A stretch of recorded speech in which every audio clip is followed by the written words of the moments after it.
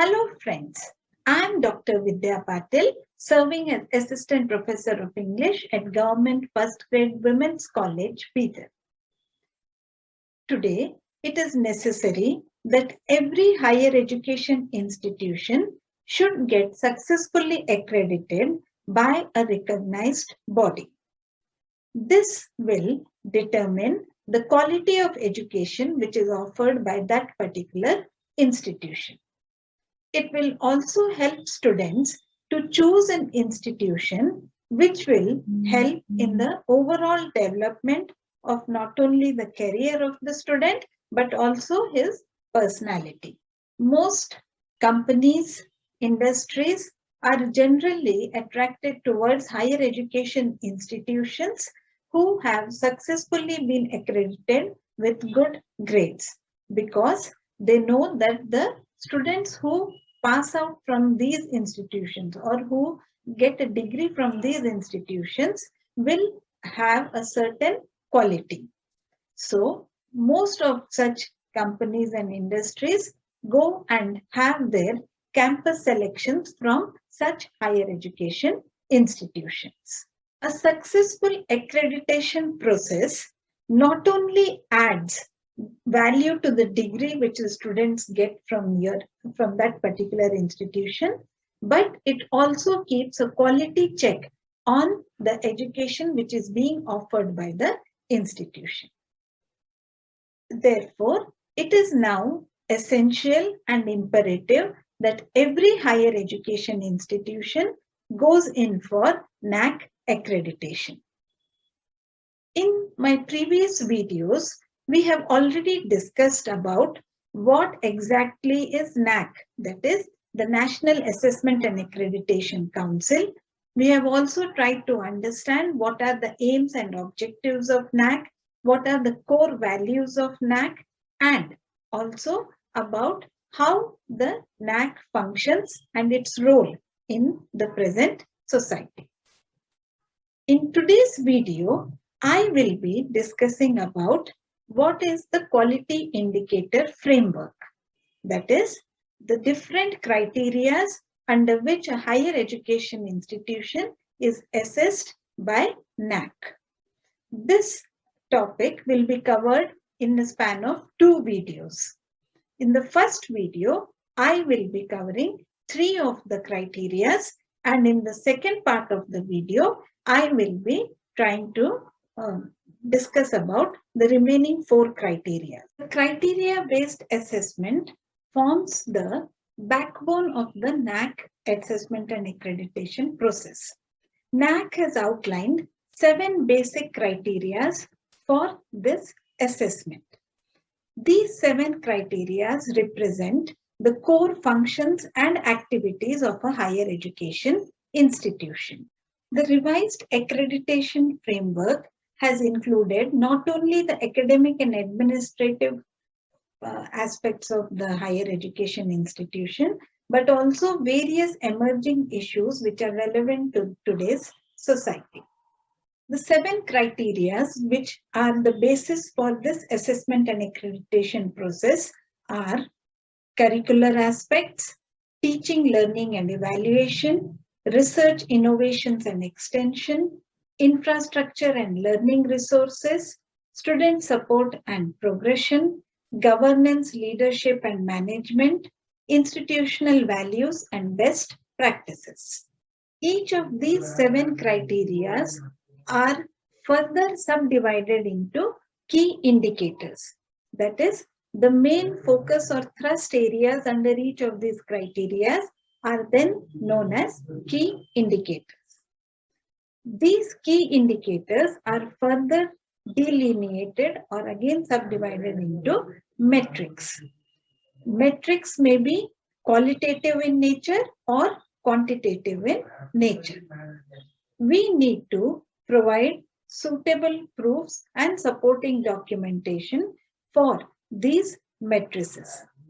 For the qualitative matrices, we need to provide explanations, and for the quantitative matrices, we need to submit the data.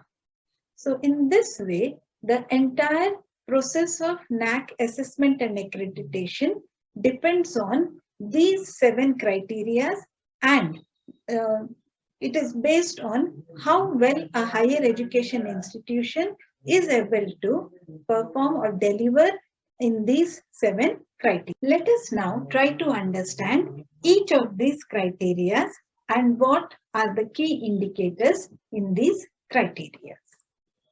Let us now try to understand what the first criteria, curricular aspects, is all about.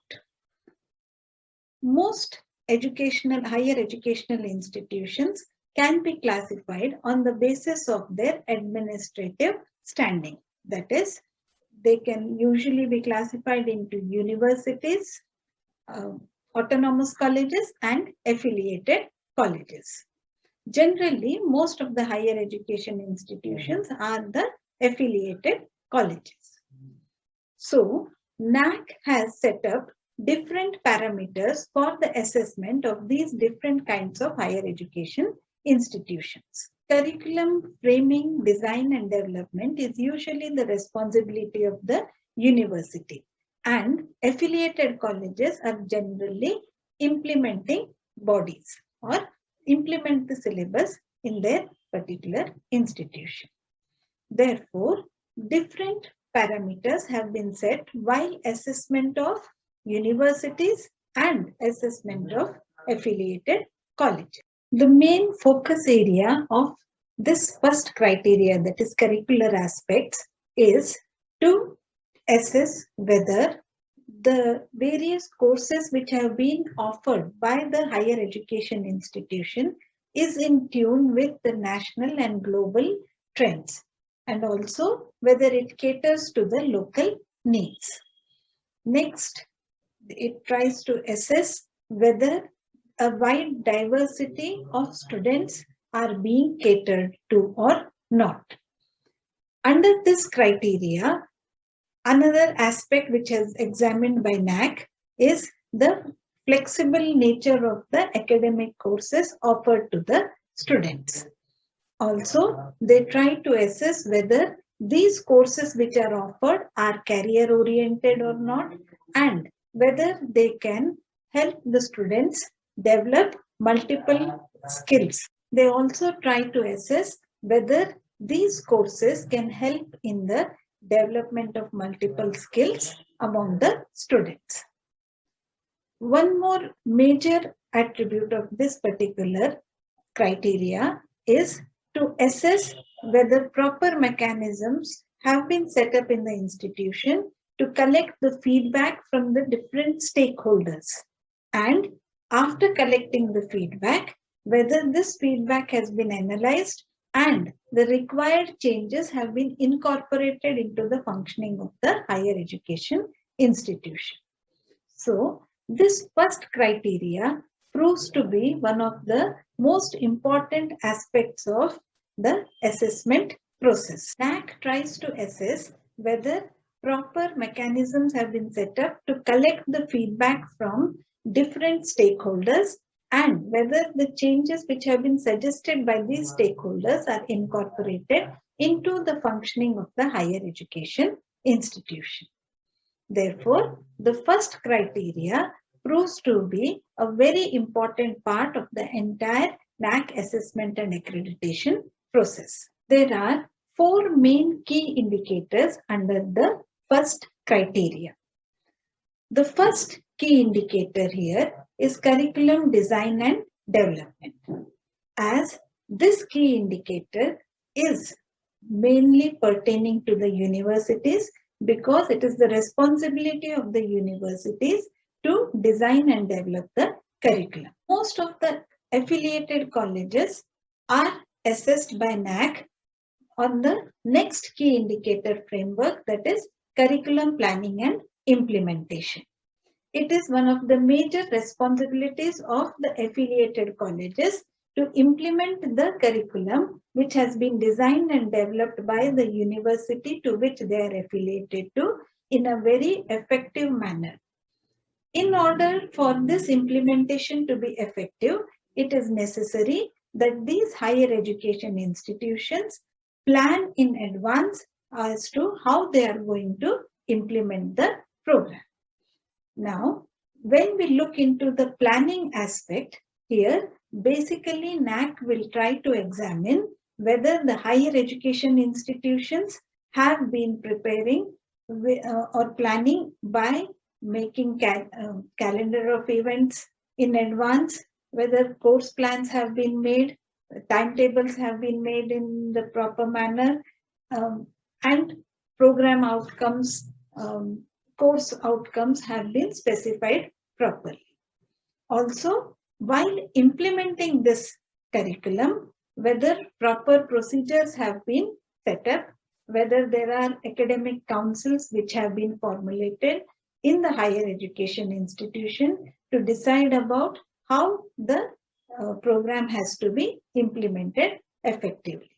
So all these aspects are looked into under this key indicator, which is curriculum planning and implementation. The next important key indicator is academic flexibility. Here, basically, NAAC is trying to assess whether the different courses which are offered by that particular higher education institution offers a multiple variety of subjects and whether it is interdisciplinary in nature. Now, a major solution for this particular aspect has been given to us through the implementation of NEP. Under NEP, especially in the open elective subject, we have seen that it is imperative that students from one particular stream have to opt for an open elective subject which is from a completely different stream. So this introduces a multidisciplinary aspect to the curriculum. Also, various add-on courses can be offered to the students so that they can try to study certain subjects which are of their choice and interest, but which may not particularly be related to the stream which they have opted for. The curriculum of any higher education institution should not only help in the advancement of knowledge, but also in the holistic development of that student. So, NAAC tries to examine whether the curriculum which has been implemented in the higher education institution caters to this need of personality development, especially by introducing various add-on courses and activities which will sensitize the students to cross-cutting issues such as environmental awareness, gender equality, professional ethics, and other such topics. NAAC tries to assess what are the various steps which have been taken by the educational institution in order to enrich its curriculum. The higher education institution also tries to check whether the institution has a proper mechanism of collecting feedback from the different stakeholders. So, this feedback which is collected from the stakeholders and the suggestions which have been given by these stakeholders are then incorporated into the functioning of the higher education institution as well as in the implementation of the curriculum. So, these different key indicators form the main focus or thrust areas under the first criteria, curricular aspects. Each of these key indicators is further subdivided into several matrices.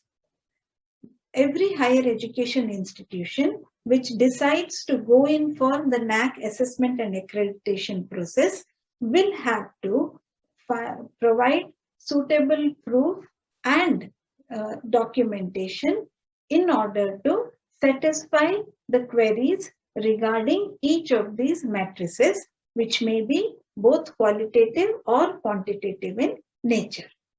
So, every higher education institution, when it decides to go in for the NAAC process, should understand each of these criteria, the main key indicators, and then prepare their documentation in order to meet the requirements of the various matrices. The next important criteria is teaching, learning, and evaluation.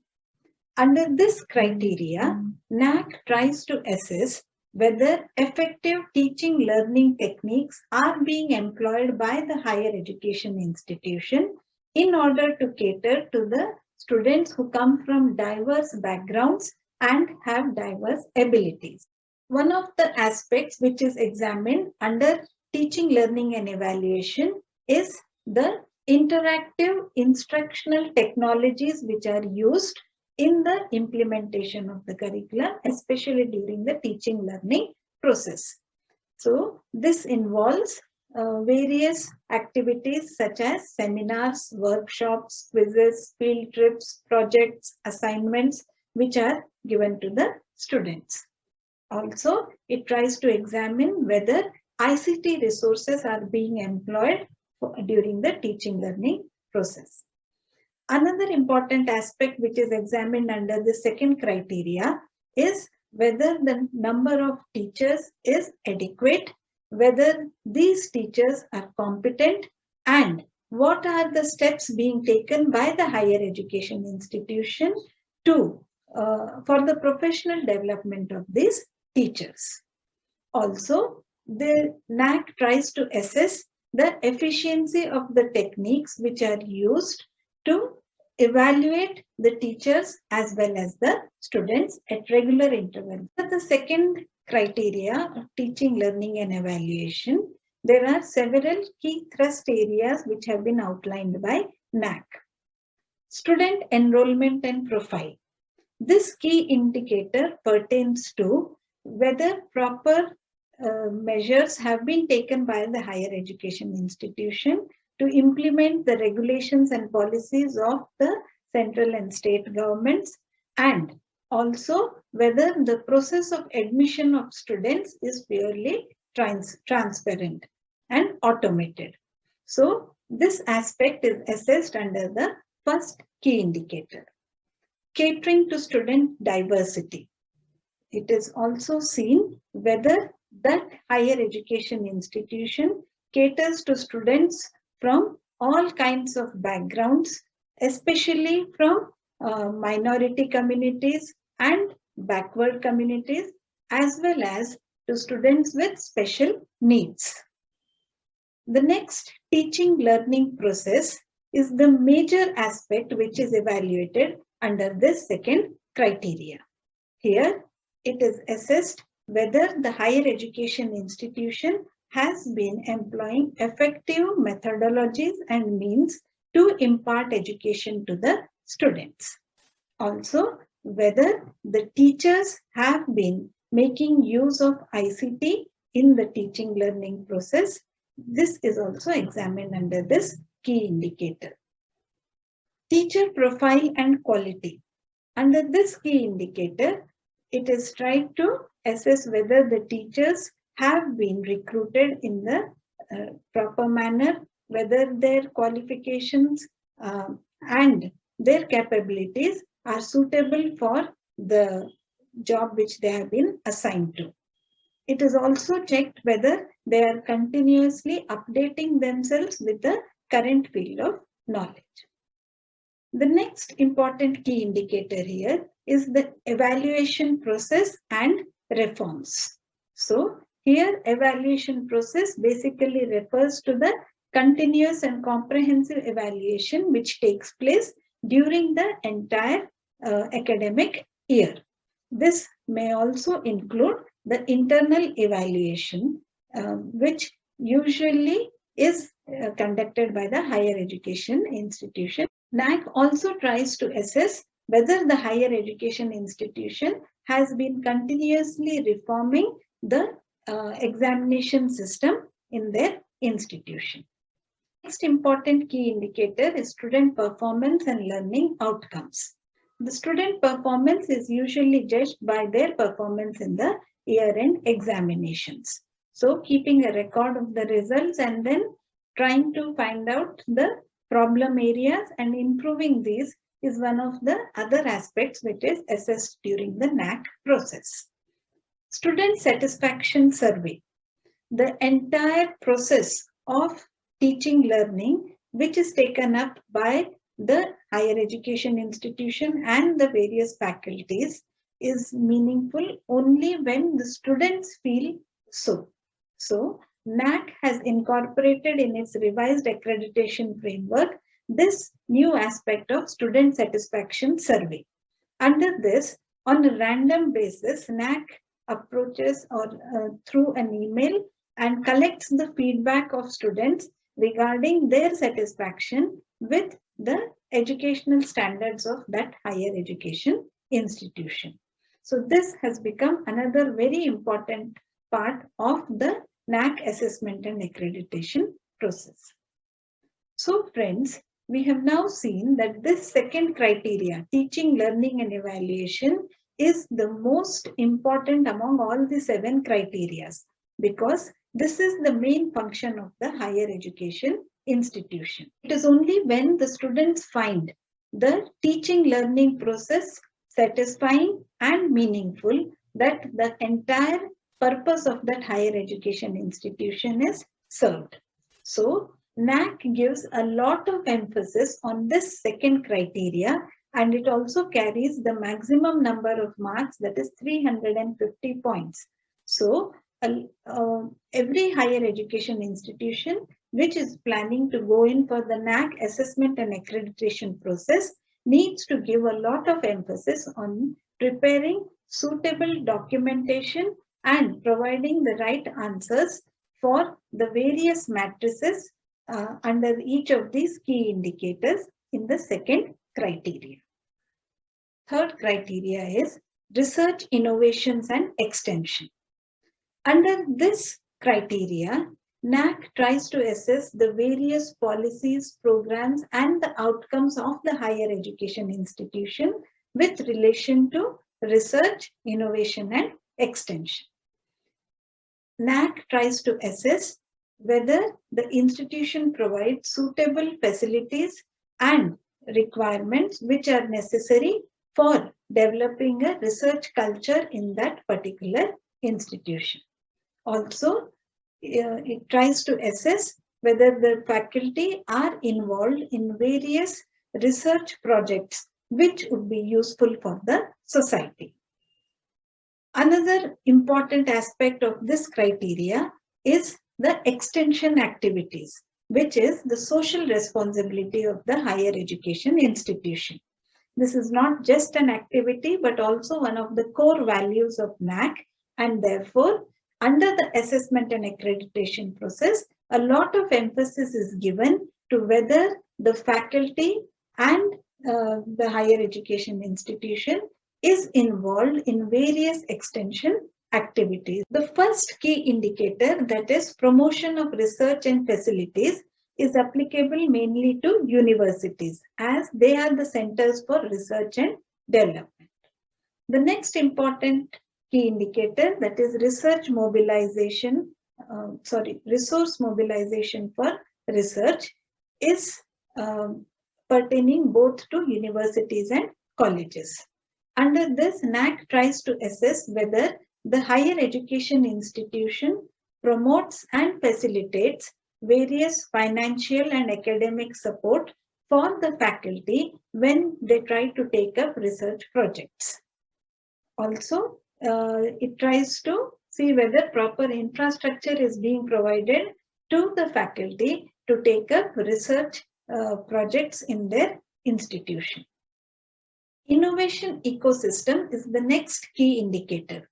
Under this, NAAC tries to assess whether the higher education institution has built an ecosystem or has tried to create an atmosphere in the institution which promotes a research culture among the faculty and the students. This may be done either by conducting various workshops and seminars, especially relating to intellectual property rights. Also, various major and minor research projects which are undertaken by the faculty is examined under this key indicator. Research publications and awards is the next important key indicator.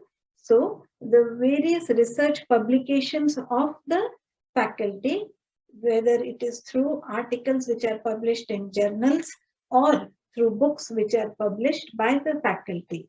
So these are assessed by NAAC. Also, different awards which have been awarded to the faculty is taken into account.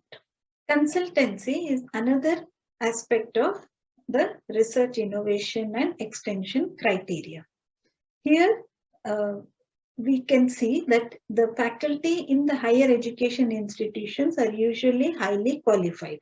So, the knowledge and expertise of these faculty can be used by various organizations or industries which are nearby. The faculty can usually get some consultancy fees which is collected from the here, and then this fees or amount which is collected, this resource mobilization which takes place through consultancy, can be equally shared by the higher education institution and the concerned faculty. Extension activities, as I've already told you, is an important aspect under this criteria because it is one of the major core values of NAAC. Social responsibility of the higher education institution is very necessary, and therefore it is NAAC tries to assess whether that particular higher education institution is involved in various extension activities, whether students are made aware of their social responsibilities and made aware of the social issues which are relevant for that particular time. Collaboration. So here NAAC tries to assess whether the higher education institution is collaborating with industries, with other companies, with other higher educational institutions and various government and non-government organizations. So under this collaboration, faculty exchange, student exchange, maximum utilization and sharing of resources, these are the things which need to be assessed. So under this third criteria, we have seen that there are 7 major key indicators which will further then be subdivided into qualitative and quantitative matrices. So here the higher education institution which decides to go in for the assessment and accreditation process has to see that proper measures have been set in place in the higher education institution to bring in a research culture, to develop a research tendency among the students, orientation of the students towards research work, and to orient the students towards their social responsibility. So those higher education institutions who are planning to go in for the NAAC assessment and accreditation process need to see to it that proper mechanisms have been set up in the institution in order to develop a research culture. The student should be motivated to take up more research projects, as well as the faculty should be assisted to take up such research projects. Not only this, the faculty and students need to realize their social responsibilities and involve in various kinds of extension activities. So friends, in this video, we have tried to examine the first 3 criteria of the NAAC assessment and accreditation process.